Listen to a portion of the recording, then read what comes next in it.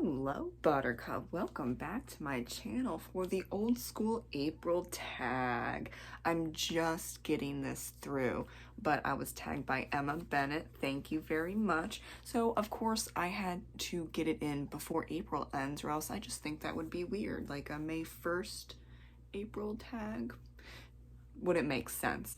I am going to link all the information below about who created it and who's tagged who and all that stuff in the description box, because I looked at Emma's information and y'all, it's very in depth. So I'm copying and pasting from Emma into my description. If you want more information on this tag and the people who created the tag, check that out. There are quite a few questions, but they are all in little sections. So I'm just gonna say the section and then the question and then my answer. This is getting a little complicated, I'm so sorry. So the first section is reading rainbow. What book or book series got you into reading? And so I've said this before a lot, honestly, sorry not sorry, but it's the truth. The Deltora Quest book series by Emily Rada got me into reading. It is middle grade epic fantasy.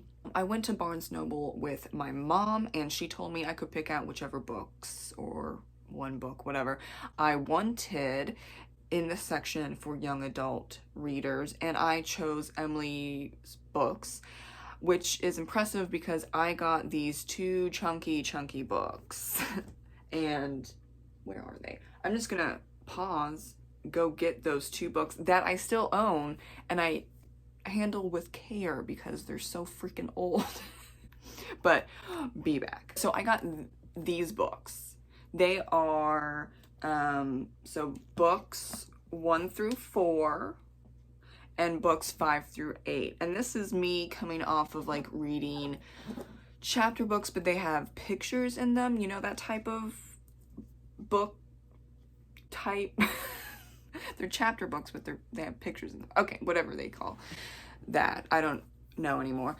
And so I was like, I don't know if it was the cover or I was being adventurous or I love the title. I don't know, but I picked these up. And so I read these within a month or two. It was pretty fantastical considering, and that's how I got into reading. Now, a lot of people, because this is just like maybe 20% of my bookshelves, a lot of people are like, oh, you can't possibly have read all of those books. And let me just say, first off, 90% of them I did. The other 10% are books from my husband that can't fit on his shelf, and I'm just holding on to them for the foreseeable future until he gets another bookshelf. But there are also books from middle school and high school that I have, like these, and so these chunky monkeys take up a pretty good portion of one section of the bookshelf. And then I also have a lot of Tamora Pierce's books, like almost all of them. And I got those in late middle school, early high school. And though those are thin, they're still like, you could say epic fantasy for middle schoolers, because though they're thin, there's nothing whatsoever close to contemporary. And of course, you're not going to write a 1,000-page book for a middle schooler or even a high schooler, so you kind of have to start somewhat short for epic fantasy for younger readers, and then you jump up. So I did technically read a lot of epic fantasy when I was younger. When I got to like the end of college, I was just, I would say, burned out a little bit.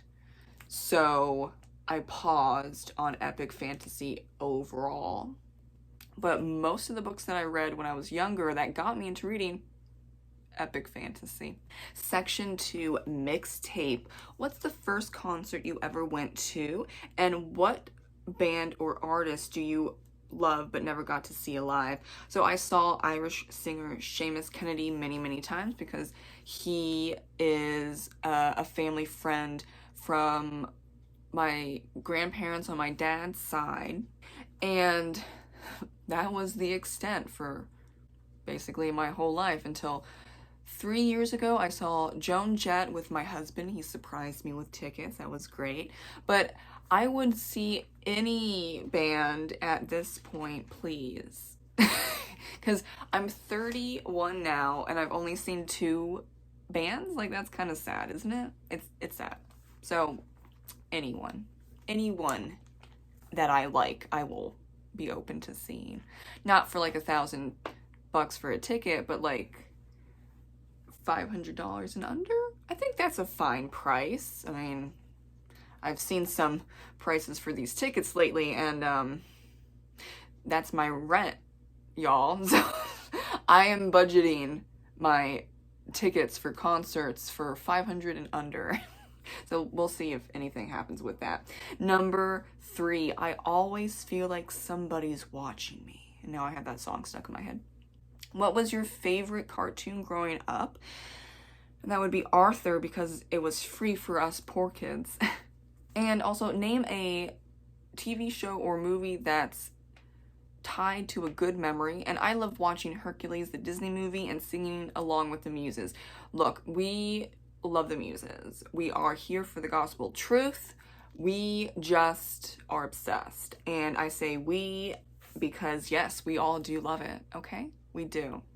And name a TV show or movie you still love today. And I'm gonna go with The Hunchback of Notre Dame. That's my all-time favorite Disney movie. It is perfection. You can't say otherwise, okay? Yes, it's dark. Yes, it's depressing. But you know why Frollo is the best/worst Disney villain? Because he's real.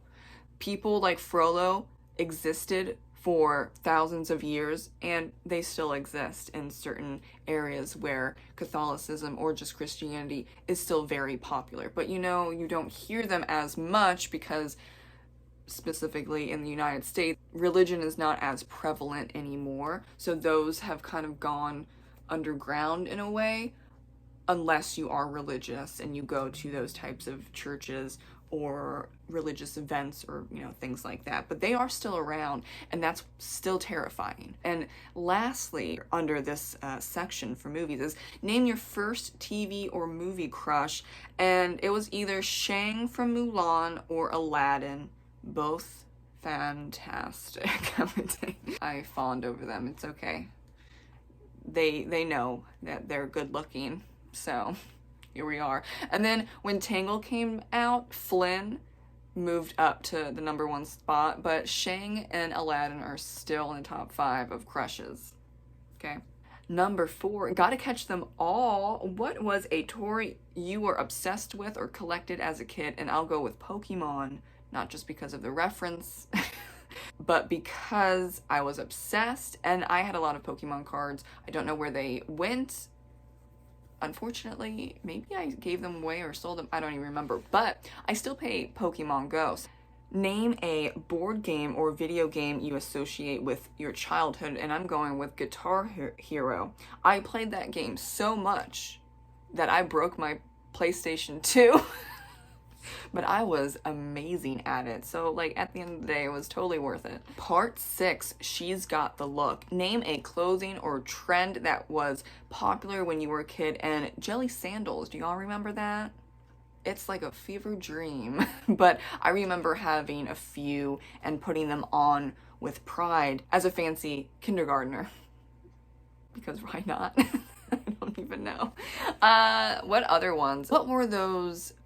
Were they jelly bracelets too? There was a lot of jelly stuff when I was a kid, but it's such a very messy memory that maybe I'm making up the jelly bracelets. If you remember jelly bracelets and I'm not going crazy, please leave a comment. Number 7, or section 7, I should say, I want candy. Name a childhood snack or candy you wish were still made, and happily all the candy I liked is still made today. especially Sour Patch Kids and Snickers. Yeah, they're still around. Thank the Lord. And now, this isn't a question or a section, but of course you got to tag people, and I'm going to tag Brandy Reads, Bad is Rad, KC, and Bookish Kaz. Thank you so much for watching, and I hope you have a fantastic day, and remember the good times, and maybe skip over the bad times this April. There's not many days left, so just be positive about it and think on these questions and how you'd answer them. I'll see you in the next video. Bye.